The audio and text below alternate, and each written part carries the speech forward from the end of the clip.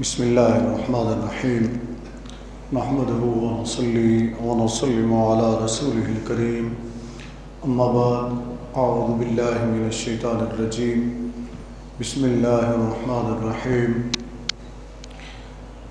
ألا إن أولياء الله لا خوف عليهم ولا هم يحزنون الذين آمنوا وكانوا يتقون صدق اللہ العظیم وصدق رسولہ النبی الکریم الامین قال اللہ تبارک وتعالی فی شان حبیبی ان اللہ وملائکتہ یصلون علی النبی یا ایہا الذین آمنوا صلوا علیہ وسلموا تسلیما الصلاۃ والسلام علیک یا سیدی یا رسول اللہ وعلى آلك وصحابك يا سيدي يا حبيب الله الصلاة والسلام عليك يا سيدي يا رسول الله وعلى آلك وصحابك يا سيدي يا رحمة للعالمين السلام علیکم ورحمۃ اللہ وبرکاتہ۔ اللہ رب العزت کے فضل و کرم سے آپ اور ہم سب جمعۃ المبارک کی مبارک ساتوں میں اپنی رب کی بارگاہ میں حاضر ہیں۔ دعا ہے کہ اللہ جل مجدہ ہم سب کی حاضری کو اپنی بارگاہ میں منظور و مقبول فرمائے۔ عزیزان گرامی قدر، ربیع الثانی کا یہ ماہ مقدس ہے اور اس میں جہاں دیگر واقعات ہیں وہاں ایک عظیم ہستی کا سالانہ عرس مبارک منایا جاتا ہے۔ میری مراد قطب ربانی، شہباز لامکانی، محبوب سبحانی، سیدنا و مولانا الشیخ عبد القادر جیلانی المعروف غوث الاعظم رضی اللہ تعالی عنہ کی ذات گرامی ہے۔ اس وقت ہر دنیا کے خطے میں آپ کے چاہنے والے موجود ہیں اور آپ کے ذکر کی محافل منعقد کرتے ہیں۔ اسی سلسلے میں آج کا جو ہمارا موضوع گفتگو ہے وہ بھی آپ کی ذات گرامی ہے، اس دعا کے ساتھ کہ اللہ جل مجدہ ہمیں حق اور سچ کہنے کی توفیق عطا فرمائے، حق اور سچ کو سن کر اسے قبول کرنے اور اس پر ہمیں عمل کرنے کی توفیق عطا فرمائے۔ عزیزان گرامی قدر، سیدنا شیخ عبد القادر جیلانی رضی اللہ تعالی عنہ اللہ کے نہ صرف ولی ہیں بلکہ اولیاء اللہ کے سردار ہیں۔ امام الاولیاء کے لقب سے آپ کو پکارا جاتا ہے اور تمام سلاسل کے صالحین نے یعنی اولیاء کرام علیہم الرحمہ نے انہیں اپنا رہبر، اپنا پیشوا مانا اور تسلیم کیا، ان کی عزت و تکریم کی۔ کسی بھی روحانی سلسلے کے بزرگ نے آج تک شیخ عبد القادر جیلانی رحمۃ اللہ تعالی علیہ کے مقام و مرتبے کا انکار نہیں کیا، کسی بھی بزرگ نے، سب نے ان کے مقام اور مرتبے کو تسلیم کیا۔ قرآن کریم کے اندر جن اولیاء کرام کا ذکر ہوا ان میں ولایت جو ہے وہ دو قسم کی ہوتی ہے، اس پر میں پہلے عرض کر چکا ہوں، وہ آپ سماعت کر چکے ہیں، آپ کو یاد ہوگا۔ اللہ تعالیٰ نے ارشاد فرمایا الا ان اولیاء اللہ لا خوف علیہم ولا هم یحزنون، خبردار اللہ کے ولیوں کو نہ کوئی خوف ہے نہ ہی انہیں کوئی حزن و ملال ہے۔ الذین آمنوا وکانوا یتقون، اور وہ ایمان والے ہوتے ہیں اور اللہ سے ڈرنے والے صاحب تقوی لوگ ہوتے ہیں۔ لہم البشریٰ فی الحیات الدنیا والآخرہ، پھر اللہ تعالیٰ نے ارشاد فرمایا کہ ایسے لوگوں کے لیے دنیا میں بھی اور آخرت میں بھی خوشخبریاں ہیں، یعنی اللہ نے بشارت دی دنیا کی زندگی کے اندر بھی اور آخرت کی زندگی کے اندر بھی۔ تو یہ ایسے خوش نصیب لوگ ہوتے ہیں جنہیں اس دنیا میں بھی اللہ کی طرف سے بشارتیں ملتی ہیں اور آخرت میں بھی بشارتیں ملتی ہیں۔ تو ان اولیاء اللہ میں سے کچھ اللہ کے ولی وہ ہوتے ہیں جن کو اللہ تعالیٰ پیدا ہونے سے پہلے ہی ولی منتخب فرما دیتا ہے، انہیں ولایت عطا فرما دیتا ہے، اسے کہتے ہیں ولایت وہبی، یعنی اللہ کی طرف سے ولایت کا منصب عطا کر دیا گیا۔ اور دوسرے وہ ہوتے ہیں جو بعد میں اپنی زندگی میں جب شعور کی منزل میں قدم رکھتے ہیں تو وہ مجاہدات شروع کر دیتے ہیں، ریاضات شروع کر دیتے ہیں، زہد و تقوی اختیار کرتے ہیں کسی اللہ والے کی نگرانی میں، کسی اللہ والے کی صحبت میں، تو اللہ رب العزت انہیں بھی پھر درجہ بدرجہ مقام ولایت عطا فرما دیتا ہے۔ تو یہ دونوں قسم کی ولایت کا تذکرہ قرآن کریم کے اندر موجود ہے۔ ولایت کا انکار کرنا، اللہ کے ولی کا یا اولیاء اللہ علیہم الرحمہ کا انکار کرنا، یہ کفر ہے۔ یہ کہنا کہ ولی نہیں ہوتے تو یہ کفر ہے، کیونکہ اولیاء اللہ کا منصب، مقام، مرتبہ قرآن کریم سے ثابت ہے اور پھر احادیث مبارکہ سے بھی ثابت ہیں، جس کے لیے بے شمار احادیث مبارکہ موجود ہیں۔ سیدنا غوث العظم شیخ عبد القادر جیلانی رحمۃ اللہ تعالی علیہ 470 ہجری میں پیدا ہوئے، 470 ہجری میں پیدا ہوئے۔ آپ حسنی حسینی سید ہیں، یعنی سیدنا امام حسن رضی اللہ تعالیٰ عنہ سے والد کی طرف سے ان کا نسب امام حسن رضی اللہ تعالیٰ عنہ سے جا کے ملتا ہے، اور والدہ کی طرف سے سیدنا امام حسین رضی اللہ تعالیٰ عنہ سے جا کر ان کا نسب ملتا ہے۔ ابتدا میں ایک بڑی مزے کی بات سن لیں، سیدنا شیخ عبد القادر جیلانی رحمۃ اللہ علیہ سے محبت اہل سنت کی پہچان ہے، اہل سنت کی پہچان ہے، چونکہ اہل سنت حسنی سادات کو بھی مانتے ہیں، حسینی سادات کو بھی مانتے ہیں رضی اللہ تعالی عنہ، اور اہل سنت کو بچنے کے لیے گمراہ فرقوں سے اور فتنوں سے بہترین جو راستہ ہے نا وہ سیدنا غوث العظم کا ہے رضی اللہ عنہ۔ ان کا دامن تھام لیں تو آپ خوارج کے فتنے سے بھی بچ جاتے ہیں، روافض کے فتنے سے بھی بچ جاتے ہیں، اس لیے کہ جو خارجی ہیں وہ حسینی سادات سے بغض رکھتے ہیں، خارجی اور ناسوی جنہیں کہا جاتا ہے وہ حسینی سادات سے بغض رکھتے ہیں، اور جو روافض ہیں وہ حسنی سادات سے بغض رکھتے ہیں۔ اہل سنت و جماعت دونوں سے محبت کرتے ہیں، یعنی حسنی بھی حسینی بھی، دونوں سادات رضی اللہ تعالیٰ عنہم سے ہم محبت رکھتے ہیں۔ یہ ہمارے لیے سعادت کی بات ہے، اپنے بچوں کو یہ چیز سکھائیں کہ وہ دونوں گروہ کے سادات کو تسلیم کریں، مانیں۔ اور پھر ایک بات اور بھی ذہن میں رکھ لیں، اہل سنت و جماعت ائمہ اہل بیت اطہار رضوان اللہ تعالی علیہم اجمعین کا قطعی انکار نہیں کرتے، ٹھیک ہے نا جی؟ ائمہ اہل بیت کا اہل سنت و جماعت انکار نہیں کرتے۔ اہل سنت و جماعت تو اپنے آپ کو ان کا ادنا غلام سمجھتے ہیں۔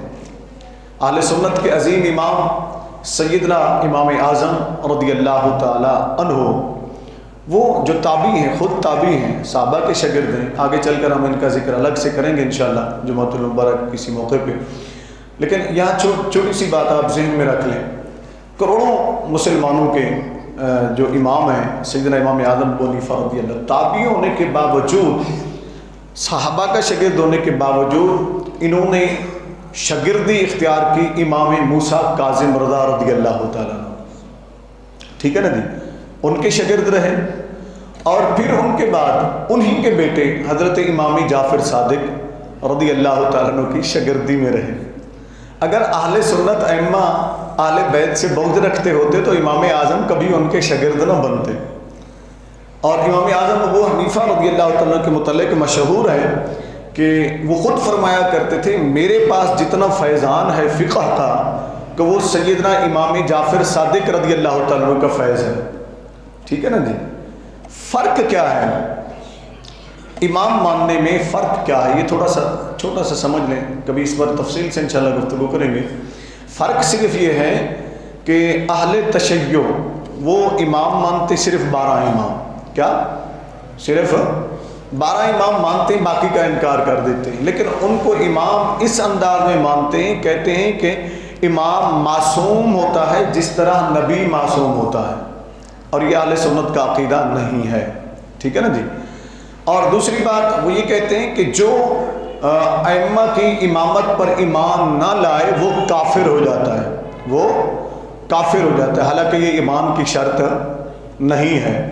تو فرق یہاں پر ہے، فرق یہاں پر ہے۔ ہم اہل سنت و جماعت ان تمام ائمہ کو مانتے ہیں، لیکن انہیں معصوم عن الخطا نہیں، محفوظ عن الخطا، یہ اہل سنت کا متفقہ عقیدہ ہے۔ اس لیے کہ خطا سے معصوم جو ہے صرف انبیاء کرام علیہم السلام اور ملائکہ علیہم السلام ہیں، اس کے علاوہ کوئی بھی معصوم عن الخطا نہیں ہے۔ اللہ کے جتنے بھی برگزیدہ بندے ہیں ان میں صحابہ کرام، ازواج مطہرات، اہل بیت اطہار رضوان اللہ تعالی علیہم اجمعین، اور پھر آگے اولیاء کرام، تو درجہ بدرجہ اللہ انہیں خطا سے محفوظ رکھتا ہے، یہ محفوظ عن الخطا ہوتے ہیں۔ تو یہ لمبی بحث ہے، اس کی طرف نہیں جا رہا، صرف میں نے چھوٹی سی بات سمجھانی تھی۔ ایک فرق تو یہ ہے، دوسرا فرق یہ ہے کہ جو لوگ 12 امام صرف کہتے ہیں تو وہ صرف حسینی سادات کو امام مانتے ہیں، حسنی سادات کو امام نہیں مانتے، یہ بات ذہن میں رکھ لیں۔ ہم تو سیدنا امام حسین رضی اللہ تعالیٰ کی اولاد کو بھی امام مانتے ہیں، اور سیدنا امام حسن کی اولاد کو بھی امام مانتے ہیں رضی اللہ تعالیٰ عنہ، ٹھیک ہے نا۔ اب اگر وہ تشریح جو کی جاتی ہے عمومی طور پر، چونکہ میں نے یہ بات تشریح میں نے اس لیے کر دی، بعض ہمارے اہل سنت کے لوگ بھی خود کو اہل سنت کہتے ہیں، لیکن وہ کچھ تو ائمہ سے بغض رکھتے ہیں، اہل بیت اطہار سے، اللہ تعالیٰ ان بغضیوں سے، فتنہ پرستوں سے محفوظ رکھے۔ اور کچھ وہ ہیں کہ جو خام خواہ میں کہتے ہیں کہ سنی جو ہے نا ائمہ اہل بیت کا انکار کرتے ہیں، یہ جھوٹ ہے۔ اہل سنت کی کتب پڑھیں تو ائمہ اہل بیت کا سنیوں نے جتنے تعریف سنیوں نے کی ہے کسی نے کی ہی نہیں ہے، کسی نے کی ہی نہیں ہے۔ مثلا حضرت عبد الرحمن جامی رحمۃ اللہ علیہ کی 12 امام کتاب پڑھیں، وہ اہل سنت کے ہی ہیں۔ اسی طرح دیگر ائمہ کرام کی کتب پڑھیں تو آپ کو واضح ہوگا کہ فرق کیا ہے، لوگوں کو تکلیف کیوں ہوتی ہے۔ اہل سنت یہ کہتے ہیں بھائی امام حسن بڑے ہیں اور امام حسین چھوٹے ہیں رضی اللہ تعالیٰ، یہ دونوں بھائی ہیں، سگے بھائی ہیں، اور ایک ہی ماں سے ہیں اور ایک ہی باپ سے ہیں۔ اگر ایک بھائی کے بیٹے امام ہو سکتے ہیں تو دوسرے کے امام کیوں نہیں ہو سکتے؟ دوسرے کے کیوں نہیں ہو سکتے؟ تو دونوں بھائیوں کے بیٹوں کو امام مانو، انہیں تسلیم کرو اور دونوں کا احترام کرو، یہی فرق ہے ان میں اور ہم میں۔ ہم ان سب کا احترام کرتے ہیں۔ اس لیے غوث العظم شیخ عبد القادر جیلانی رضی اللہ تعالیٰ عنہ سے بعض لوگ جو ہے نا جن کا بھی میں نے ذکر کیا وہ بڑا بغض رکھتے ہیں سیدنا شیخ عبد القادر جیلانی سے۔ اگر اہل بیت سے انہیں محبت ہے تو مجھے کوئی بتائے کہ سیدنا شیخ عبد القادر جیلانی سے بھی بڑا کوئی اہل بیت ہو سکتا ہے؟ بولے تو صحیح۔ حسنی بھی سید ہیں، حسینی بھی سید ہیں، پیور سید ہیں، نجیب الطرفین سید ہیں، سادات سے اتنا محبت ہے، آل رسول سے اتنا محبت ہے، تو شیخ عبد القادر جیلانی سے بغض کیوں؟ پھر ان کو بھی تسلیم کرو۔ اس کی وجہ آگے انشاءاللہ وقت ملا تو میں اس کے بارے میں بھی عرض کر دوں گا۔ سیدنا شیخ عبد القادر جیلانی رحمۃ اللہ تعالی علیہ یوں نجیب الطرفین سید یعنی حسنی اور حسینی سید ہیں۔ آپ کے پیدا ہونے سے پہلے بہت سارے بزرگوں نے آپ کی بشارات دی، ان میں آپ کے ہی سلسلے کے یعنی داتا علی حجویری رحمۃ اللہ علیہ کا سلسلہ بھی وہی ہے، سیدنا شیخ عبد القادر جیلانی کا سلسلہ بھی وہیں پہنچتا ہے، یعنی سیدنا جنید بغدادی رحمۃ اللہ تعالی علیہ۔ جنید بغدادی کا بھی عجیب ہی واقعہ ہے کہ ان کو جیسے ولایت ملی ہیں، یہ کوئی عالم فاضل پہلے نہیں تھے نہ ولی تھے، یہ پہلوان تھے اور بادشاہی پہلوان، شاہی پہلوان۔ کون سے تھے؟ شاہی پہلوان۔ پوری سلطنت میں ان کے مقابلے کا کوئی پہلوان نہیں تھا۔ چھوٹا سا میں سناتا ہوں، بڑا طویل واقعہ ہے۔ ایک مرتبہ ان کا ایک چیلنج کیا ہوا تھا کہ کوئی بھی شخص اگر جنید بغدادی سے کشتی کرے گا اور اسے شکست دے گا تو اسے اتنا سارا انعام دیا جائے گا۔ اب چیلنج کوئی قبول نہیں کر رہا تھا، چونکہ ہر کسی کو پتا تھا کہ جنید سے جیت کوئی نہیں جیت سکتا ہے، وہ بڑا پہلوان ہے، وہ ایک ہاتھ مارے گا گرا دے گا، شکست ہو جائے گی۔ چلیے کوئی پہلوان بھی سامنے آنے کو تیار نہیں تھا۔ اتفاق سے ایک شخص آ گیا، بڑا نحیف بدن، بڑا کمزور سا، ڈھلتی عمر کا، پکی عمر کا بندہ، بزرگ سا بابا، وہ آ گیا اور بادشاہ کے دروازے پر اس نے آ کر وہ گھنٹی ٹلی بجائی جو لگائی ہوئی ہوتی تھی وہ بجائی. نوکروں نے آ کر پوچھا کیا بات ہے؟ کہا جی بادشاہ سے ملنا ہے. کہا کس سلسلے میں؟ کہا انہوں نے چیلنج کیا ہو کہ جنید سے کوئی کشتی کرے. مجھے وہ چیلنج قبول ہے، میں کشتی کروں گا، میں کشتی کروں گا، میں لڑوں گا. اکرم یہ نظر دیکھا کہ اتنا سا ہے بابا ہے بزرگ، یہ کیسے لڑے گا جنید سے؟ نے کہا تو کیسے لڑے گا؟ بڑے بڑے پہلوان سے. کہا جا تو بادشاہ سے کہہ، انہوں نے چیلنج کیا ہوا ہے تو میں نے چیلنج قبول کیا ہے، میں لڑوں گا، میں لڑوں گا. جا کر بادشاہ کو بتایا تو بادشاہ نے بھی سن کر وہ بھی حیرت زدہ رہ گیا کہ ایسا کون جرأت مند ہے جو جنید سے لڑے گا. کہا ٹھیک ہے اعلان کر دو. تاریخ کا اعلان کر دیا گیا، ساری دنیا اکٹھی ہو گئی. اب دیکھ رہے ہیں کہ وہ کون سا پہلوان ہے جس نے شاہی پہلوان کا چیلنج قبول کیا اور اس سے لڑے گا. اس دوران لوگوں نے کہا جی، کسی نے کہا جی مذاق کیا ہوگا، کسی نے کہا جی ویسے اس نے شرلی چھوڑ دی ہوگی، کسی نے کہا ایسے ہی آیا ہوگا اپنی مشہوری کے لیے، نہیں آئے گا. لیکن تھوڑی دیر گزری، دور سے گرد و غبار نظر آیا. جب مٹی ہٹی دیکھا تو ایک کمزور سا بندہ گراؤنڈ میں داخل ہوتا ہے جو لوگوں کے درمیان کو چیرتا ہوا اندر آتا ہے، اپنی قمیض اتارتا ہے، شلوار ہی کو تھوڑا اوپر کر لیتا ہے. لوگ دیکھ کر حیران رہ جاتے ہیں. ہاتھی اور چونٹی کا مقابلہ. لوگوں کا تبصرہ یہ تھا کہ یہ کیسے ہو سکتا ہے کہ ایک چونٹی ہاتھی سے مقابلہ کرے گی؟ ہاتھی تو پہنچ کے مسل دے گا اس کو. یہ انہوں نے مثال دی جنید کی اور اس بزرگ کی جو آئے ہوئے تھے لڑنے کے لیے. چھوٹی سی ان کی جسامت تھی، قد بھی چھوٹا سا، کمزور سے تھے. اس نے کہا بھائی میری جسامت کی طرف نہ دیکھو، تم میری کشتی کو دیکھو، میرے فن کو دیکھو. چیلنج کیا تو میں چیلنج قبول ہے. جنید بغدادی آئے. یہ یہاں سے ان کی زندگی بدلتی ہے جنید بغدادی کی. اب ذرا غور کیجیے گا. یہ آگے بڑھے، اس کو دیکھا اور ایک مرتبہ کہا بابا بہتر یہی ہے تو چلا جا، اگر تجھے کچھ چاہیے تو میں دلا دیتا ہوں، چلا جب مارا جائے گا ایسے خام خام، اتنے سا تو ہے، تو میرے ساتھ لڑے گا، اچھا یہ ہے کہ تو چلا جا. نے کہا بھائی تو نے چیلنج کیا ہوا، میں نے لڑنا ہے، ہاتھ ملا، تو اپنا فن دکھا، میں اپنا فن دکھاتا ہوں. بات چیت جیسے ہو رہی ہے لوگوں کو سنانے کے لیے. جب جنید نے ہاتھ دیا نا اس طریقے سے، لازمی بات ہے وہ بہت کمزور تھے، واقعی وہ کمزور تھے، وہ پہلوان بھی نہیں تھے، وہ ایک سید زادے تھے. کون تھے؟ سید زادے تھے. ذرا سنیے گا غور سے، آل رسول کا احترام. وہ سید زادے تھے. انہوں نے ایسے ہاتھ دیا. جب ہاتھ دیا تو جنید بغدادی نے پکڑ کر ایسے جب دبایا نا تو سید کی چیخ نکل گئی، نکل گئی زور سے. جنید نے کہا کیوں چیختے ہو، آئے لڑنے ہو؟ کہا جنید تو بڑا پہلوان ہے، کان میں میری بات تو سن لیں. اب وہ سید زیادہ کہتا ہے کہ میری بات دوسرے لوگ نہ سنیں. عزت کا خیال ہے نا، عزت سادات، خودداری، یہ بڑی چیز ہوتی ہے. کہتے میری کان میں بات سن لیں. حضرت جنید بغدادی نے کان نیچے کیا. وہ سید زیادہ کہتا ہے جنید تو نے بڑی کشتیاں جیتی ہوں گی، بڑا نام کمایا ہے تو نے. سن، میں کوئی پہلوان نہیں ہوں، میں تیرے نبی کی اولاد ہوں، میں سید زیادہ ہوں، میری بیٹیاں ہیں جوان، ان کی شادی کرنے کے لیے میرے پاس کچھ نہیں، تن ڈھانپنے کے لیے کپڑے نہیں ہیں، ایک ایک چادر ان کے پاس ہے، میں ان کو چھپا کے بٹھا کے آیا ہوں. یہ میں نے سنا تھا تو بڑا لمبا سفر کر کے آیا ہوں کہ جاؤں گا، اس چیلنج کو قبول کروں گا، اس پہلوان سے کہوں گا کہ آج اپنے نبی کے نام پر شکست کھا لے تاکہ یہ انعام مجھے مل جائے، نبی کی بیٹیوں کے بدن ڈھک جائیں، تجھے عزت میں دلواؤں گا، تیری شفاعت کرواؤں گا اپنے نانا جان سے.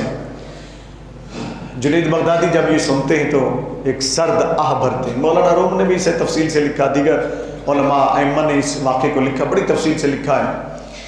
تو جنید بغدادی نے ایک سرد آہ بھری سوچ میں مگن کھڑے ہو گئے کہ اگر ہارتا ہوں تو سب کچھ جاتا ہے، کہ دنیا کہے گی اتنے بڑا پہلوان ایک چھوٹے سے شخص سے ہار گیا. اور دوسری طرف دیکھتے ہیں، کہتے ہیں جنید بغدادی خود بعد میں بیان کرتے ہیں کہ دوسری طرف میں نے سوچا کہ جنید اگر تو نے سید کو ہرا دیا، جو یقیناً تو ہرا دے گا، کل اپنے نبی کو کیا منہ دکھائے گا، اپنے نبی کو کیا منہ دکھائے گا. فرماتے یہ سوچ کر میں نے پھر اس کو ہاتھ ملایا، تھوڑا میں نے زور لگایا، تھوڑا اس لوگوں کو دکھانے کے لیے بھی زور لگا رہے ہیں، کشتی ہو رہی ہے تو تھوڑا اس نے زور لگایا، ہلکا سا میں نے بھی زور لگایا، پھر میں گر گیا، وہ میرے اوپر بیٹھ گیا. کہتے ہیں آج جنید گر گیا تھا، سید جیت گیا تھا، وہ میرے سینے پر بیٹھ گیا. دنیا نے تالیاں بجا دی، پھر کچھ نہیں کہا جی، پاؤں پھسل گیا ہوگا جنید کا، دوبارہ لڑو۔ کہتے 3 مرتبہ کشتی کروائی گئی، تینوں مرتبہ میں ہار گیا۔ کہتے ہیں ایک وقت وہ تھا جب لوگ مجھے کاندھوں پر اٹھا کر چلتے تھے، مگر آج کوئی مجھے انڈے مار رہا ہے، کوئی مجھے ڈیلے مار رہا ہے مٹی کے، کوئی تھوک ڈال رہا ہے میرے اوپر، کوئی کچھ کر رہا ہے۔ کہتے ہیں میں چلتا ہوا واپس جب لوٹ رہا تھا تو یہ سوچتا ہوا آ رہا تھا کہ جنید، تو نے ایک فقیر بندے سے، سید کا نام اس کا سید تھا، اس کے وعدے پر اپنی عزت گوا دی۔ پتہ نہیں تجھے عزت ملتی ہے کہ نہیں ملتی، پتہ نہیں تجھے وہ شفاعت نصیب ہوتی ہے کہ نہیں ہوتی ہے، وہ مقام ملتا ہے کہ نہیں ملتا ہے، تیری نجات ہوتی ہے۔ یہ سوچتا ہوا حضرت جنید بغدادی رحمۃ اللہ فرماتے ہیں میں اپنے گھر آ کر ٹوٹے بدن کے ساتھ، ٹوٹے دل کے ساتھ سو گیا، جس کی دنیا ہی اجڑ گئی ہو، جس کے لیے ہر طرف سے نعرے تھے، جسے آج دھتکار دیا گیا ہو، سپنے مارا ہو، سپنے تھوکے پھینکی ہوں، ڈیلے پھینکے ہوں، جوتیاں پھینکی ہوں، اس کی عزت کیا باقی رہی ہوگی دنیاوی لحاظ سے۔ کہتے میرا تو سب کچھ ٹوٹ گیا، میرا دل ٹوٹ گیا، شکستہ ہو گیا، میں بدن چور چور ہو گیا، میں جا کر گھر لیٹ گیا۔ جب رات ہوئی میری آنکھ لگ گئی تو میری قسمت جاگ اٹھی، میری قسمت جاگ اٹھی۔ تاجدار کائنات رسول محتشم رحمت عالم صلی اللہ علیہ وسلم تشریف لائے بابا اپنے صحابہ کے۔ فرمایا جنید کیا بات ہے، دل شکستہ ہو گئے ہو، پریشان ہو رہے ہو کہ سید کا وعدہ پتہ نہیں وفا ہوتا ہے کہ نہیں؟ سنو، ہم اپنے بیٹے کا وعدہ وفا کرنے آ گئے ہیں، تیری شفاعت بھی کریں گے، اور سنو آج اسی لمحے تیری دستار بندی بھی کریں گے، اور تجھے ایسا مقام عطا کر دیں گے کہ تیرے ہم عصر اولیاء اللہ میں سے کسی کا مقام نہیں ہوگا۔ ہم عصر اولیاء اتنی جلدی یہ مقام مل گیا؟ یہ ولی تو نہیں تھے، یہ تو پہلوان تھے نا، یہ تو پہلوان تھے۔ تو کیا سید کا احترام کرنے پر کیا مقام ملا؟ ولی بھی بنا دیے گئے، مقام ولایت پر بھی فائز کر دیے گئے، اور فرمایا تجھے تیرے ہم عصر اولیاء اللہ میں سے سب سے بلند مقام ملے گا۔ فرماتے ہیں کہ میرے آقا کریم علیہ الصلوۃ والسلام نے مجھے جو لقب دیا اور پکارا، فرمایا یا سید الطائفہ، یا سید الطائفہ، اے گروہ اولیاء کے سردار کھڑے ہو جاؤ، ادھر آؤ میرے قریب۔ فرماتے میں کھڑا ہوا تو میرے نبی صلی اللہ علیہ وسلم نے مجھے دستار بندی کروائی۔ کہتے میری دنیا بدل چکی تھی، صرف ظاہری نہیں، باطل کی دنیا بھی بدل گئی تھی۔ پتہ نہیں کہاں سے میرے اندر علوم آ گئے، پتہ نہیں کہاں سے میرے اندر تبدیلی آئی۔ میرے نبی نے اپنے سینے سے لگا کر مجھے عزتیں عطا فرما دی۔ فرماتے صبح جب میں اٹھا، وہ جنید جسے دنیا پہلوان کے نام سے جانتی تھی، فرماتے صبح جب وہ لوگ جو مجھے جوتیاں مار رہے تھے، جو انڈے مار رہے تھے، جو لکڑیاں مار رہے تھے، جو پتھر مار، جو چیز ہاتھ آ رہی تھی مار رہے تھے، مجھے ٹھکرا رہے تھے، صبح جب میں اٹھا تو میرے دروازے سے لے کر مسجد کے دروازے تک دونوں طرف بڑے بڑے جید اولیاء مشائخ علیہم الرحمہ میری دروازے کے اوپر قطار اندر قطار کھڑے ہوئے تھے، اور ہر ایک یہ کہہ رہا تھا اے سید الطائفہ ایک نظر کرم ہم پر بھی کر دیجیے۔ وہ مقام ملا جنید بغدادی کو۔ یہ جنید بغدادی رضی اللہ تعالی عنہ، یہ داتا علی حجویری رحمۃ اللہ علیہ جن کے مرید ہیں، تو یہ ان کے دادا پیر ہیں حضرت جنید بغدادی رحمۃ اللہ تعالی علیہ، اور سید شیخ عبد القادر جیلانی کے بھی دادا پیروں میں ان کا شمار ہوتا ہے حضرت جنید بغدادی رحمۃ اللہ علیہ کا۔ اتنے بڑا ان کو مقام اور مرتبہ ملا۔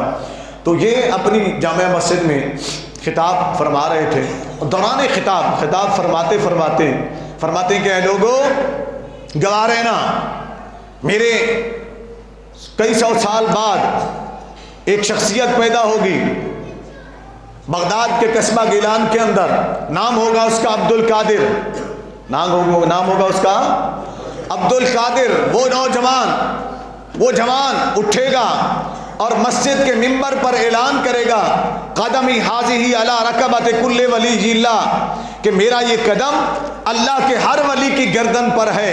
اے لوگوں گواہ رہنا، جنید نے آج تسلیم کر لیا ہے کہ ان کا قدم میری گردن کے اوپر ہے۔ یہ جنید بغدادی ہیں جنہوں نے اس کو تسلیم کیا، بتایا پہلے سے۔ حضرت ابو الحسن خرقانی رحمۃ اللہ تعالی علیہ کی شخصیت کو کون نہیں جانتا، بڑی عظیم شخصیت حضرت ابو الحسن خرقانی رحمۃ اللہ علیہ۔ ان کے بارے میں ایک بڑی بات مشہور ہے، وہ بھی میں آپ کو بتا دیتا ہوں۔ بہت کامل ولی، بہت کامل ولی، وہ اکثر کہتے ہیں نا جی گھر کی مرغی دال برابر ہیں، گھر کی مرغی دال برابر. آگے بھی کافی مثالیں چلیں، ان کو چھوڑ دیتے ہیں. میں حضرت ابوالحسن خرقانی کی بات عرض کر دیتا ہوں. حضرت ابوالحسن خرقانی وقت کے ولی کامل گھر آئے نا، جب بھی آتے تو ان کی بیوی جو تھی نا وہ تھوڑی سی بد کلام تھی، وہ لڑ پڑتی آپ سے، بد زبانی کرتی، بد کلامی کرتی، آپ اس کو برداشت کرتے ہیں. کافی لوگ آپ سے کہتے ہیں حضور آپ اس کی اتنے بد کلامی برداشت کرتے ہیں. فرماتے ہیں اگر میں اس کی بد کلامی برداشت نہ کرتا تو اللہ مجھے ولایت دیتا. توجہ ہے نا. فرمایا اس کی بد کلامی میں برداشت کرتا ہوں تو اللہ میرے درجے بلند کر دیتا ہے. وہ صبح و شام سڑی گالیاں سناتی آپ کو، کہتی تو بڑا ولی تو آ گیا، فلانا ولی ہے، فلانا ولی. تو کوئی ولی تھوڑی ہے، یعنی گھر کی مرغی دال برابر والی کہانی ہو گئی نا، کھاتا ہو گیا نا، تو بڑا ولی ہے. ایک دن حضرت ابوالحسن خرقانی رحمۃ اللہ علیہ کو نا جلال آ گیا، کہا اس کا تھوڑا علاج کرنا چاہیے. آپ گھر آنے لگے، جب دور سے ہوا میں بلند ہو گئے، فضا میں بلند ہو گئے. چونکہ زمین و آسمان کائنات کی ہر چیز اللہ کے ولیوں کے مسخر ہوتی ہے، جو اللہ سے تعلق جوڑ لیتا ہے. اللہ نے تو خود فرما دیا وَسَخَّرَ لَكُم مَا فِي السَّمَاوَاتِ وَالْأَرْضِ. تو وہ ہوا میں نا بلند ہونے لگے اور اپنے گھر کے اوپر آ گئے. گھر کے اوپر آ کر نا یوں چکر لگانے لگے اوپر. چکر لگانے لگے تو وہ بیوی ان کی جو ہے نا وہ بڑی غور سے اوپر دیکھا، اس نے کہا یہ ہے اللہ کا ولی. کیا یہ ہے اللہ کا ولی. تو آپ نے کیا کیا، اپنی جیب میں ہاتھ ڈالا، وہ رومال جو رکھتے تھے نا وہ رومال لیا اور اس کو کھولا، ایسے ایسے ساتھ گھمانے لگے کہ نشانی ہو جائے نا، یہ مکر جائے گی نا. پھر مکرنے والے جو ہے نا مکر جاتے ہیں، سب کچھ دیکھ کر بھی نہیں مانتے. منکر کبھی بھی نہیں مانتا ہے چاہے اس کو جتنا بھی بتا دو. رومال ایسے کرنے لگے. تو جب نیچے اترے، دور سے نیچے اتر کر پھر گھر میں آئے، وہ کھڑی ہوئی تھی تپی ہوئی آگے. اس کو تو اور نیا بہانہ مل گیا تھا نا، کیا بڑا تو آیا ولی، بڑے لوگ آتے ہیں تجھے ملنے کے لیے، آ کے دروازے بجاتے ہیں، ابوالحسن خرقانی کو ملنا ہے جی، حضرت بڑا تو حضرت آ گیا. کہا ولی تجھے ہوا کیا ہے؟ کہا تو کو ولی ہے؟ ولی تو آج میں نے دیکھا ہے کہ ہمارے گھر کے اوپر ہوا میں اڑ رہا تھا، ہوا میں اڑ رہا تھا. اچھا آپ خوش ہو گئے کہ اب یہ مان لے گی، آپ خوش ہو گئے کہ اب یہ مان لے گی. ذرا غور کیجیے گا، کہا کہ اب مان لے گی. تو آپ نے کہا اچھا جو ہوا میں اڑ رہا تھا اس کو ولی مانتی ہوں، وہ اللہ کا ولی ہے؟ کہا جی ہاں بالکل ولی ہے، میں اس کو مانتی ہوں، اس سے بڑا ولی ہے اور وہ ہوا میں اڑ رہا تھا. آپ نے فرمایا وہ تو میں تھا، وہ تو میں تھا. کہا یہ کیسے ہو سکتا ہے کہ تم جیسا ایسے ہوا میں اڑ سکتا ہے، تم بڑے ولی بنے پھرتے ہو. پھر اس نے وہی بات کی. کہا یہ رومال پہچانتی ہو؟ نکالا. کہا ہاں رومال تو یہی تھا، کلر بھی یہی تھا. کہا یہ میرا ہی تو رومال تھا، میں اسی لیے دکھا رہا تھا تمہیں کہ تم مان تو لو کہ میں اللہ کا ولی ہوں، تسلیم تو کر لو. اچھا پھر دیکھو سارا کچھ مان لیا، آگے کیا کہہ رہی ہے؟ آگے کیا کہہ رہے؟ آگے کہتے اچھا وہ تو تھا، اس وجہ سے ٹیڑھا ہو کے اڑ رہا تھا. توجہ ہے نا، اسی وجہ سے ٹیڑھا. مت ماری گی ایسے لوگوں کی، یہ جو واقعے لکھے ہیں نا تو ان لوگوں کے متعلق لکھے ہیں. ایک بات پھر اچھا پھر یہ بھی تو مسئلہ ہے نا، وہ جی اس میں یہ بھی تو اعتراض نکلتا ہے، وہ جی اس میں تو یہ بھی اعتراض نکلتا ہے. جب ماننا نہیں ہے، کھیلنے کو دل نہیں آنگن ٹیڑھا ہے، ماننے کو دل نہیں کرتا، مانتے ہیں نہیں اور کوئی نہ کوئی اعتراض نکالتے رہتے ہیں. تو حضرت ابوالحسن خرقانی رحمۃ اللہ، مجھے بات اس لیے یاد آ گئی، میں نے کہا تھوڑا سا میں یہ بھی آپ کو بتا دوں، گھر میں سنایا کریں، یہ واقعہ ضرور سنایا کریں گھر میں بیویوں کو. وہ تسلیم نہیں کرتی ہیں نا، کبھی کبھی بسا اوقات ایسی بیویاں بھی ہوتی ہیں تسلیم نہیں کرتی ہیں، تو یہ بچوں کو بھی یاد کرایا کریں، ان کے بھی یہ واقعہ کام آئے گا کہ یہ صرف اس لحاظ سے نہیں، گھریلو لحاظ سے، روحانی لحاظ سے بھی کام آئے گا. جو یہ منکرین ہوتے ہیں نا ان کے لیے بھی یہ بڑا کارآمد ہے کہ انہوں نے ماننا نہیں ہے چاہے آپ کچھ کریں. وہی ابوالحسن خرقانی رحمۃ اللہ تعالیٰ علیہ اپنی سواری پر سوار ہو کر حلقہ آبا مریدین کے ساتھ تشریف لائے. یہ سیدنا شیخ عبد القادر جیلانی سے 150 سال پہلے کی شخصیت ہے، تقریباً کم و بیش 150 سال کی یہ پہلے کی شخصیت ہیں. یہ وہاں سے گزرے جب قصبہ گیلان سے تو اپنی سواری سے اتر آئے. سب لوگوں کا اترو. جب اتر گئے سارے تو آپ بیٹھ گئے، سب کو بٹھائے. سب نے پوچھا حضور کیوں یہاں آپ اتر گئے ہیں؟ اور اتر کر اس بستی کو آپ نے کراس کیا اور آگے پھر سفر کرنے کا ارادہ کیا؟ تو یہی بتانے کے لیے تمہیں بٹھایا. جب اس بستی سے گزر گئے نا گیلان سے، جسے جیلان بھی کہتے ہیں، آگے جا کر بیٹھے.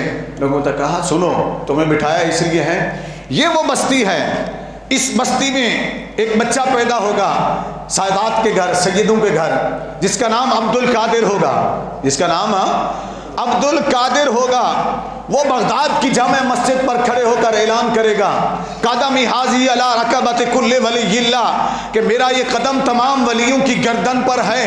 میں آج جب یہاں سے گزرا تو مجھے وہ منظر یاد آ گیا کہ وہ بچہ جب پیدا ہوگا تو اس بستی میں پیدا ہوگا، بڑا ہوگا تو وہ اعلان کرے گا کیا شان ہوگی، میرے بعد وہ آئے گا، لیکن آج تم سب کے سامنے میں تسلیم کرتا ہوں کہ میں اس کے قدم کو اپنی گردن پر تسلیم کرتا ہوں، میں اس کی ولایت کو تسلیم کرتا ہوں۔ یہ حضرت ابو الحسن خرقانی رحمۃ اللہ تعالی علیہ کی ذات گرامی، یہ وہ شخصیت ہیں، سیدنا شیخ عبد القادر جیلانی رضی اللہ تعالیٰ کی ذات گرامی۔ پھر سادات میں سے جو سیدوں کا گھر ہے نجیب الطرفین سید، یہ گیلان کے اندر جو ہے نا یہ مشہور تھا شریفوں کا گھر۔ کن کا گھر؟ آج کل کے شریف نہ سمجھ لینا، یہ بات اپنے ذہن میں سے نکال دیں، ٹھیک ہے نا، آج کل کے شریفوں کی بات نہیں کر رہا ہوں میں۔ شریف عربی میں، عرب کے علاقوں میں یا اس کے ملحقہ علاقوں میں کہتے تھے سید کو۔ کس کو؟ شریف۔ آج بھی وہاں سید کو شریف کہتے ہیں۔ کیا کہتے ہیں؟ شریف کہتے ہیں۔ جو فاطمی سادات ہیں یعنی امام حسن اور امام حسین رضی اللہ تعالیٰ عنہ کے اولاد سے، ان کو شریف کہتے ہیں عرب کے اندر۔ تو وہ شریفوں کا گھر یعنی سیدوں کا گھر مشہور تھا اس پوری بستی کے اندر۔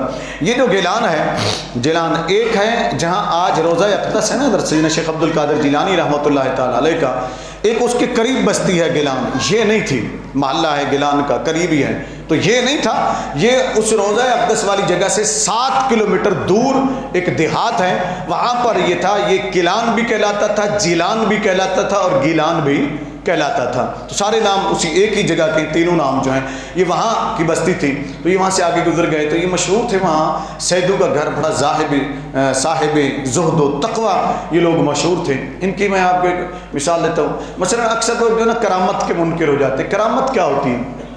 دیکھیں، کرامت ولایت کے لیے ضروری نہیں ہے، کرامت ولایت کی نشانی بھی نہیں ہے، ولایت کی نشانی زہد و تقوی ہے۔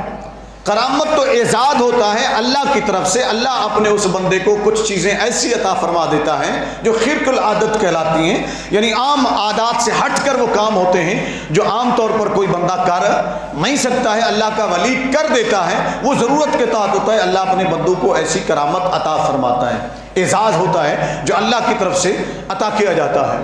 تو آپ کی پھوپھی جانتی حضرت سیدہ عائشہ رحمۃ اللہ تعالی علیہ، آپ کی پھوپھیاں، آپ کے والد حضرت ابو صالح موسیٰ جنگی دوست رحمۃ اللہ علیہ کی ہمشیرہ ہیں۔ تو گیلان کے اندر نا گرد و نواح کے اندر بارش نہیں آ رہی تھی، قحط آ گیا، جانور بھی مرنے لگے، گھاس بھی خشک ہو گئی اور کھانے پینے کی اشیاء بھی کم پڑ گئی۔ تو لوگوں نے نماز استسقاء، صلاۃ الاستسقاء جسے کہتے ہیں، بارش کی نماز، بارش کے لیے پڑھنا، وہ پڑھی اور اللہ سے دعائیں کی، مگر بارش نہ ہوئی۔ بالآخر جو بڑے تھے نا انہوں نے کہا کہ ایسا کرو کہ ہم شریفوں کے گھر چلتے ہیں، یعنی سادات کے گھر چلتے ہیں، وہاں ایک بی بی بڑی مشہور ہے، بڑی مستجاب الدعوات ہیں، حضرت عائشہ رحمۃ اللہ تعالی علیہ، ان کے پاس چلتے ہیں اور دعا کے لیے گزارش کرتے ہیں۔ یہ وہاں گئے، جب یہ وہاں پہنچے، وہاں پہنچنے کے بعد سیدہ کا دروازہ دستک دی، اندر سے پوچھوایا گیا کہ کون؟ کہا جی گرد و نواح کے سارے معززین آئے ہیں، بزرگ آئے ہیں، آپ سے ایک کام ہے۔ تو آپ نے پوچھوایا کیا کام ہے؟ تو کہنے لگے جی دعا فرما دیجئے، بارش نہیں ہو رہی، آپ کو بھی پتہ ہے بارش نہیں ہو رہی ہے، تو بچے بوڑھے جوان جانور سب تنگ ہیں اور کھانے پینے کی اشیاء کی بھی قلت ہوتی جا رہی ہے، دعا کر دیجئے بارش ہو جائے۔ تم نے صلاۃ الاستسقاء نہیں پڑھی؟ پڑھ لی، پھر بھی دعا کی، بارش نہیں ہوئی، آپ دعا کر دیجئے۔ آپ نے جواب بھجوایا کہ ان سے کہا ٹھہرو۔ جب ٹھہرے تو آپ نے اندر سے جھاڑو لیا، باہر گھر کے صحن میں، ویڑے میں جھاڑو لگانا شروع کر دیا، جھاڑو لگا لیا، ایک سائڈ پہ کر دیا چیز اور جھاڑو رکھ کے وہیں صحن کے درمیان میں کھڑی ہو گئی اور اللہ کی بارگاہ میں دعا کے لیے ہاتھ اٹھا دیے۔ وہ دعا کے لیے ہاتھ کیا تھے؟ عرض کرتی مولا تو دیکھ رہا ہے جھاڑو میں نے لگا دیا ہے، اب چھڑکاؤ کی ضرورت ہے، وہ تو فرما دے، وہ تو فرما دے۔ بغداد کے لوگ کہتے ہیں، گیلان کے لوگ کہتے ہیں کہ کہ ابھی ہم پلٹے نہیں تھے، وہیں کھڑے تھے، بارش ہونا شروع ہو گئی، اتنا بارش برسی، کسی کے ٹخنوں تک جو پہلے چلے گئے، کسی کے گوڈوں تک، کسی کی ناف تک، اتنا بارش برسی، اتنا پانی آیا کہ ہر طرف جل تھل ہو گئی، اور یوں یہ واپس لوٹ آئے، رب نے سیدہ کی دعا کی لاج رکھ لی۔ تو یہ وہ مستجابات الدعوات گھرانہ تھا جو صاحب زہد و اتقاء گھرانہ تھا۔ یہ سیدنا شیخ عبد القادر جیلانی کی پھوپھی جان تھی، یہ ان کا میں نے عرض کیا۔ اور آپ کے والدین، آپ کے والد سید ابو صالح موسیٰ جنگی دوست رحمۃ اللہ علیہ، اور آپ کی والدہ حضرت ام الخیر فاطمہ رحمۃ اللہ تعالی علیہ، یہ آپ کی والدہ کا نام، اور آپ کے نانا جان حضرت سید عبداللہ صومعی رحمۃ اللہ تعالی، وقت کے ولی کامل، آپ تذکرے پڑھیں نا اولیاء کرام کے اندر ان کا نام ملے گا، بڑے کامل ولی تھے، آپ کے والد بھی بڑے کامل ولی تھے۔ ان کی میں چھوٹی سی ایک بات آپ کو بتا دیتا ہوں ابتدا میں، وہ آپ ذرا ذہن میں رکھ لیں کہ جب والدین اچھے راستے پر چلتے ہیں تو پھر اولاد بھی اچھی ہوتی ہے، اولاد بھی اچھی ہوتی ہے۔ آج کل تو ہمارے ہاں جو ہے نا، یہ جو موبائل آ گیا ہے نا، یہ ٹچ والے، اس نے بیڑا ہی گرک کر دیا ہے۔ گھروں کے اندر آپ چلے جائیں، دکانوں کے اندر اب وہ سب لگے ہوئے ہیں اسی کے اندر، باپ بھی، بیٹا بھی، بیٹے کا بیٹا بھی، سب اس میں لگے ہوئے ہیں، نہ باپ کو بیٹے کی فکر، نہ بیٹوں کو باپ کی فکر، کسی کی بھی فکر نہیں ہے، نہ ماں کی فکر، نہ بھائی کی، نہ کسی کی، یعنی اسی میں ہی ہم لگے ہوئے ہیں۔ بس یہ تباہی کر دی ہمیں، یہ آئی تھی سہولت کے لیے، ہم نے اس کو تباہی کا سبب بنا لیا، تباہی کا سبب بنا لیا۔ دعا کرو اللہ تعالیٰ ہمیں چیز کو صحیح اس کے مقام کے مطابق استعمال کرنے کی توفیق عطا فرمائے۔ حضرت ابو صالح موسیٰ جنگی دوست رحمۃ اللہ علیہ جوانی کے عالم کے اندر 18 سال کے قریب ان کی عمر تھی، سفر میں تھے، جا رہے تھے، ایک جگہ پر ایک ندی بہہ رہی تھی، اس میں بھوک لگی ان کو، دیکھا ایک سیب بہتا ہوا آ رہا ہے پانی میں نا، اٹھایا اور اس کو کھا لیا، بھوک سخت ستا رہی تھی، کھا لیا۔ بعد میں خیال آیا کہ ابو صالح، وہ خود بیان فرماتے ہیں، باجت الاسرار کے اندر علامہ شتروفی رحمۃ اللہ علیہ سے لکھا، اور زبدۃ الاثار کے اندر شیخ محقق شیخ عبدالحق محدث دہلوی رحمۃ اللہ علیہ اسی کا خلاصہ کرتے ہوئے اس کو نقل فرمایا، اور دیگر ائمہ کرام نے بھی اس کو لکھا۔ فرماتے ہیں کہ آپ خود کو کہنے لگے، ابو صالح یہ تو نے کیا کر لیا، اب سیب تو نے کھا۔ شرعی مسئلہ یہ ہے کہ آپ سفر میں کہیں راستے میں پڑی ہوئی کوئی چیز اگر ملی، آپ نے کھا لیا، پھل گرا ہوا تھا آپ نے اٹھا کر کھا لیا تو کوئی حرج نہیں ہے، لیکن تقویٰ یہ کہتا ہے کہ بغیر مالک کی اجازت کے نہ کھائیں، چاہے کہیں سے بھی وہ پھل ملا ہے۔ تو آپ نے اس چیز کو دیکھا کہ وہ پھل میں نے کھا لیا، اب مالک سے پوچھا نہیں، کل قیامت کو اگر اللہ نے مجھ سے پوچھ لیا کہ ابو صالح تو نے یہ کیسے کھا لیا تھا بغیر مالک کی اجازت کے، تو میں رب کو کیا جواب دوں گا۔ یہ چھوٹی سی بات، یہ چھوٹی سی بات بظاہر معمولی بات ہے، لیکن ہمارے لیے لمحہ فکریہ ہے کہ ہم کتنے چیزیں لوگوں کی کھا جاتے ہیں، ہڑپ کر جاتے ہیں، کھا جاتے ہیں، ہڑپ کر جاتے ہیں، اور پھر ہمیں احساس تک بھی نہیں ہوتا، ہمیں احساس تک نہیں ہوتا۔ آپ مسجد سے لے کر اقتدار کے ایوانوں تک آپ چلے جائیں نا، اس کھابے سے کوئی بھی پاک نظر نہیں آتا ہے، اکثر اسی میں ڈوبے ہوئے ہیں، اکثر اسی میں ڈوبے ہوئے ہیں، جہاں جس کا ہاتھ لگتا ہے وہ ہاتھ صاف کر لیتا ہے اور کھا لیتا ہے، پھر کہتے ہیں جی ہمیں سکون قلب نہیں مل رہا، پھر کہتے ہیں جی ہمیں سکون دماغ نہیں مل رہا، پھر کہتے ہیں لذت حیات محسوس نہیں ہو رہی۔ کب لذت حیات محسوس ہوگی؟ جب تیرے اندر تقویٰ نہ رہا، جب تیرے اندر اللہ کا خوف نہ رہا، جب تیرے اندر اللہ کے راستے پر چلنے کا جذبہ نہ رہا، تو پھر تجھے سکون کیسے ملے گا، پھر تجھے راحت کیسے ملے گی، پھر تیری زندگی کے اندر لذت کیسے آئے گی، پھر وہ زندگی کا مزہ تجھے کیسے آئے گا، جو زندگی جس کو اللہ نے جنت قرار دیا ہے۔ یہ اس وقت جنت بنتی ہے جب انسان اللہ کے راستے پر چلتا ہے، اللہ کے راستے پر چلتا ہے۔ آپ نے تہیہ کر لیا کہ میں آج سے یہاں سے چلوں گا اور مالک کا پتہ کروں گا کہ جہاں سے پانی آ رہا ہے یقیناً وہیں سے پھل آیا، کوئی باغ ہوگا گرد و نواح میں، اس سے گرا ہوگا۔ انہوں نے اپنے اندازے میں سوچا، سفر کرتے کرتے جہاں سے پانی آ رہا تھا اس طرف چل پڑے، یعنی مخالف سمجھ پانی کی طرف چل پڑے۔ چلتے چلتے ندی کے دونوں طرف نا ایک باغ آیا سیبوں کا، اس طرف بھی اس طرف بھی، اور اس کے اوپر ٹہنیاں ان کی گری ہوئی، درمیان میں سے وہ ندی گزر رہی تھی اس باغ کے۔ وہاں دیکھا دونوں طرف کہنے لگے ادھر سے گرا ہوگا، یہاں کے مالک کو ملتا ہوں۔ پوچھا، اندر گئے، معلوم کیا، پتہ چلا کہ ایک بزرگ ہیں سفید ریش، جن کا نام سید عبداللہ صومعی رحمۃ اللہ تعالی علیہ، وہ ہیں، وہ مالک ہیں اس باغ کے۔ وہاں ان کے پاس گئے، ان کے کچھ بندے کام کر رہے تھے، لے گئے، جب ملے سلام کیا، انہوں نے سلام کا جواب دے، پوچھا جوان کیسے آئے ہیں؟ آپ نے سارا اپنا واقعہ سنا دیا. تو آپ نے ایک نظر قدموں سے دیکھ کر سر تک دیکھا, بار بار دیکھتے رہے. دیکھنے کے بعد فرمایا بیٹھو. بیٹھ گئے. کہاں باغ میرا ہے, تمہیں 2 میری شرطیں ہیں, اس کے بعد وہ پوری کرو گے تو تمہیں معافی ملے گی ورنہ نہیں ملے گی. آپ نے پوچھا حضور وہ کیا شرطیں ہیں؟ میں تیار ہوں, چلیے کہ میں تو معافی مانگنے آیا ہوں, معاف کرانے آیا ہوں, کہاں بیٹھا ہوں. آپ نے کہا ایک شرط یہ کہ تمہیں کچھ عرصہ یہاں میرے باغ میں رہنا پڑے گا, میرے باغ کی رکھوالی کرو گے, مالی بنو گے, ان کو پودوں کو پانی دو گے, مٹی کھودو گے, گھاس وغیرہ صاف کرو گے, خشک لکڑیاں کاٹو گے, سارا کام کرو گے. کہا حضور مجھے قبول ہے. فرمایا دوسری شرط تمہیں کچھ عرصے بعد بتاؤں گا, پہلے یہ کرو. کرتے رہے, کچھ عرصے بعد پھر آ جائے حضور وہ دوسری شرط. وہ کھٹکا لگا ہوا تھا نا کہ معافی تو مل جائے نا, معافی مل جائے, کہیں موت آ گئی تو پھر کیا ہوگا, یہ فکر تھی ان کو کہ معاف کرا لوں پھر جو ہوگا دیکھا جائے گا. فرماتے ہیں میں پھر حاضر ہوا. آپ نے فرمایا میری دوسری شرط یہ ہے کہ میری ایک بیٹی ہے جو زبان سے گنگی ہے, آنکھوں سے اندھی ہے, کانوں سے بہری ہے, ہاتھوں سے معذور ہے, پاؤں سے بھی معذور ہے, اس سے تمہیں شادی کرنی ہوگی, تب تمہیں معافی ملے گی, تب تمہیں معافی ملے گی. سچی بتاؤ یہاں جتنے بھی جوان بیٹھے میرا ان سے سوال, جن کی شادیاں نہیں ہوئی, جن کی شادیاں ہو گئی وہ تو پھر نصیب کو کہنا جیسی مل گئی گزارا کرو, شکر کرو کہ اللہ نے دے دی ہے, جیسی بھی دے دی ہیں, پھر اس پر اعتراض نہ کریں. اب جو ملنی تھی وہ مل گئی, نصیب میں آ گئی. جن کے نکاح نہیں ہوئے ان سے میرا سوال ہے, ایسی لڑکی سے اگر آپ کو کوئی آج کہے شادی کر لو, کرو گے؟ بولے تو صحیح, نہیں کریں گے نا. اپنے بچے کی شادی کرو گے ایسی لڑکی سے؟ نہیں کریں گے نا. لو جی ہم ایک گوشت کا لوتھڑا لے کر اٹھا کر ادھر میں آئے, ہمیں کیا پڑھی ہے کہ اندھی سے, گونگی سے, بہری سے. اب یہی بات ان کے ذہن میں بھی آئی. حضرت ابو صالح رحمۃ اللہ چونکہ نوجوان تھے, 18 سال کی ابھی عمر تھی, سوچنے لگ گئے کہ میں اسی معذور عورت سے شادی کر لوں, لڑکی سے شادی کر لوں, میری زندگی کیسے گزرے گی. پھر دوسری طرف فرماتے میرے دل میں خیال آیا چلو کر لو, اس بہانے معافی تو ملتی ہے نا تمہیں, چلو معافی مل جائے, اللہ کی طرف سے پکڑ نہ ہو. کر لی شادی, تیار ہو گئے. جب شادی کر لی, حجرہ عروسی میں پہنچے تو بات اس کے برعکس نکلی.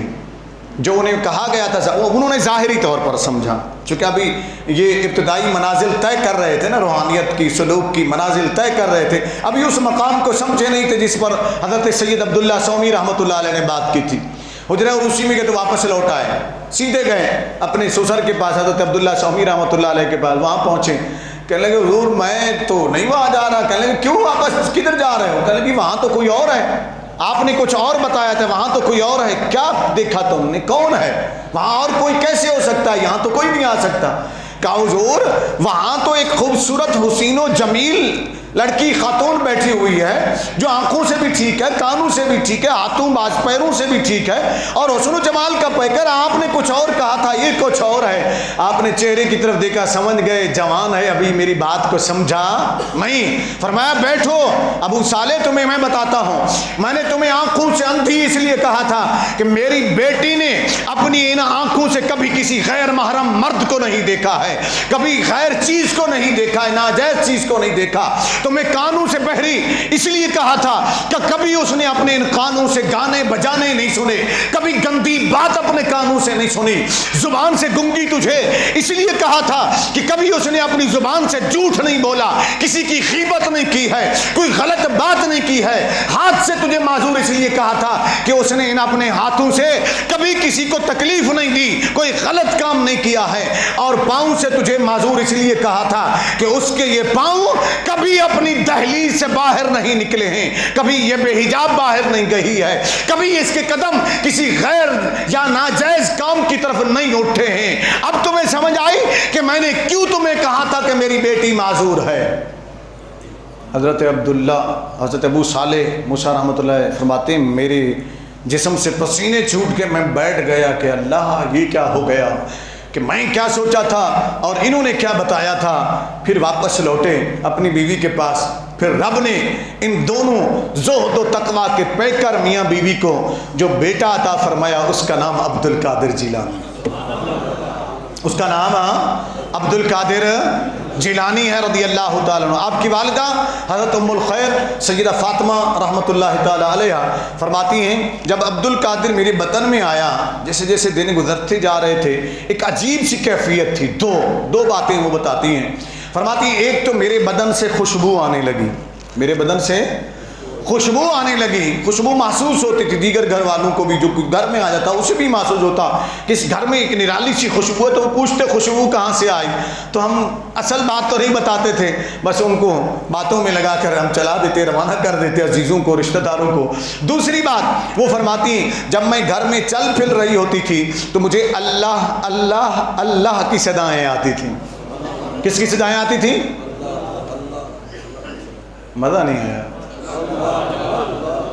یہ در و دیوار آپ کی گواہی دیں گے کہ اللہ کہے گا کہ میرا نام آیا تو اللہ، انہوں نے میرا نام ہی نہیں لیا۔ سارے بولے نا اللہ اللہ اللہ اللہ۔ مزہ آئے در و دیوار کو بھی، کوئی بات نہیں، کہہ دینا شرمائے، اللہ اللہ اللہ اللہ اللہ اللہ۔ فرماتی ہیں میرے در و دیوار سے بھی یہ صدائیں آنا شروع ہو گئی، میں پریشان ہو گئی کہ یہ اللہ اللہ کی صدائیں کہاں سے آتی ہیں، اللہ اللہ کی صدائیں کہاں سے آتی ہیں۔ فرماتی پھر میں نے بیٹھ کر غور کیا، ایک مرتبہ غور کیا، جب غور کیا تو وہ اللہ اللہ کی صدائیں میرے پیٹ سے آ رہی تھیں، وہ میرا بچہ میرے پیٹ میں بھی اللہ اللہ کر رہا تھا۔ جو بچہ ماں کے بطن کے اندر بھی اللہ اللہ کرے تو وہ جب پیدا ہوگا تو اللہ اللہ کرتا ہوا ہی آئے گا، پھر اللہ اللہ کا انقلاب بپا کرے گا، پھر اللہ کا پیغام آگے دے گا۔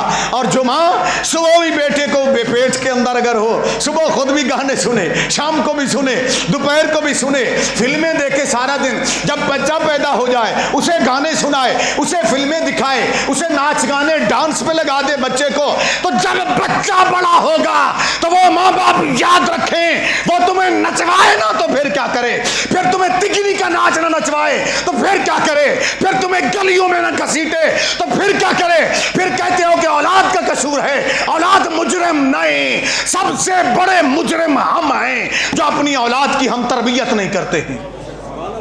اولاد کی تربیت کیجئے، اولاد کی تربیت کیجئے، اسے اسلامی احکام سکھائیے، اس کی بچپن سے تربیت کیجئے۔ جب اولاد کی آپ اچھی تربیت کریں گے تو پھر اولاد بھی فرما بردار ہوگی۔ سیدنا شیخ عبد القادر جیلانی رحمۃ اللہ علیہ جب پیدا ہوئے، آپ کی والدہ ماجدہ رحمۃ اللہ علیہ، بڑے مشہور ان کا واقعہ ہے، فرماتی ہیں جب پیدا ہوئے تو آگے رمضان المبارک کا مہینہ آ گیا۔ رمضان المبارک کا جب مہینہ آیا تو رات کو تو یہ دودھ پیتے رہے، شعبان المعظم جیسے ختم ہوا، آگے رمضان المبارک کا چاند نظر آ گیا۔ صبح سحری کے بعد سے میں دودھ دے دے کے تھک گئی، مگر عبد القادر نے دودھ نہیں پیا۔ علامہ شتنوفی رحمۃ اللہ علیہ جو سیدنا غوث الاعظم کی تقریباً تھوڑا عرصہ بعد ہیں، انہوں نے باجت الاسرار کے اندر اس کو لکھا۔ شیخ عبدالحق محدث دہلوی رحمۃ اللہ علیہ نے اسے زبدۃ الاثار کے اندر لکھا، امام مولا علی قاری رحمۃ اللہ نے بھی اسے لکھا، اور دیگر ائمہ کرام نے بھی اس واقعے کو لکھا۔ فرماتی کہ صبح سحری سے لے کر شام تک جب تک روزہ افطار نہیں ہوا، جب تک روزہ افطار نہیں ہوا، اذان مغرب نہیں ہوئی، افطار کا اعلان، تب تک عبد القادر نے دودھ نہیں پیا۔ جب افطار کا وقت ہو گیا، اذان مغرب ہو گئی، تب جب میں نے دودھ پلایا تو فوراً دودھ پینا شروع کر دیا۔ پتہ چلا یہ اللہ کا وہ ولی ہے جو پیدا ہوتے ہی ولی ہے، جو جانتا ہے کہ روزے ہیں اور روزے کا احترام کر، اگرچہ بچے پر شرعی حکم لاگو نہیں ہوتا ہے، بچے پر بلوغت کے بعد روزہ فرض ہے، اس سے پہلے روزہ فرض نہیں ہے۔ ترغیب دینے کے لیے 7 سال کی عمر میں، 8 سال کی، 10 سال کی عمر میں آپ روزہ رکھوائیں، لیکن اللہ کا ولی وہ صاحب اتقا ہوتا ہے، وہ صاحب تقوی ہوتا ہے، وہ پیدا ہوتا ہے تو رب کی شریعت کا احترام شروع کر دیتا ہے، رب کی شریعت کا احترام شروع کر دیتا ہے۔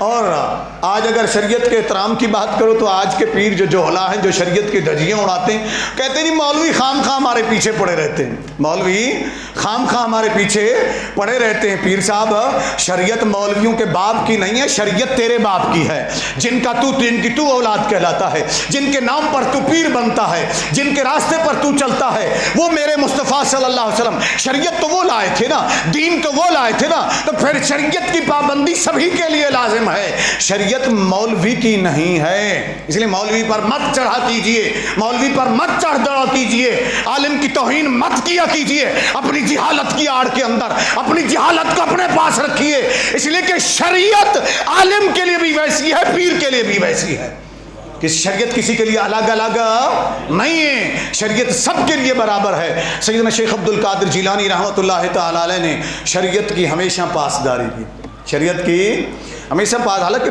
پیدائشی ولی تھے، یہ وہابی ولایت تھی ان کے پاس۔ پھر آپ فرماتے ہیں میرے والد، آپ کے والد زمیندارہ بھی کرتے تھے، زمیندار تھے، کھیتی باڑی کرتے تھے، پہلیاں باغ تھے۔ فرماتے ہیں والد صاحب کا تو انتقال ہو گیا، فرماتے ہیں کہ ان میں سے ایک دن میں نے اپنی والدہ سے کہا میں بھی جاتا ہوں زمینوں دیکھنے کے لیے، باغ دیکھنے کے لیے بیلوں کے ساتھ۔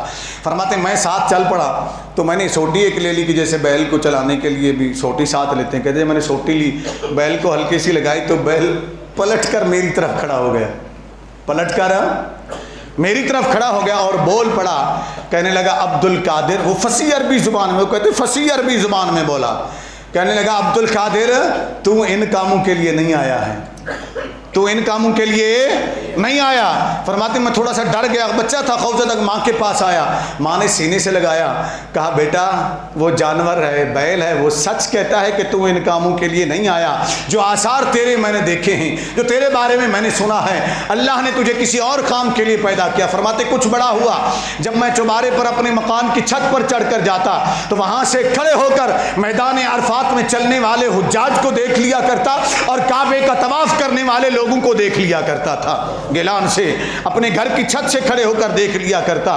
فرماتے ہیں کہ جب میں مدرسہ پڑھنے کے لیے جاتا، چھوٹا بچہ تھا میں، مدرسہ پڑھنے کے لیے میری ماں نے مجھے بھیجا، جب میں پڑھنے کے لیے جاتا تھا تو راستے میں کچھ لوگ کھڑے ہوتے، مجھے نظر آتے، وہ کہتے کہ راستہ چھوڑ دو، اللہ کا ولی آ گیا ہے۔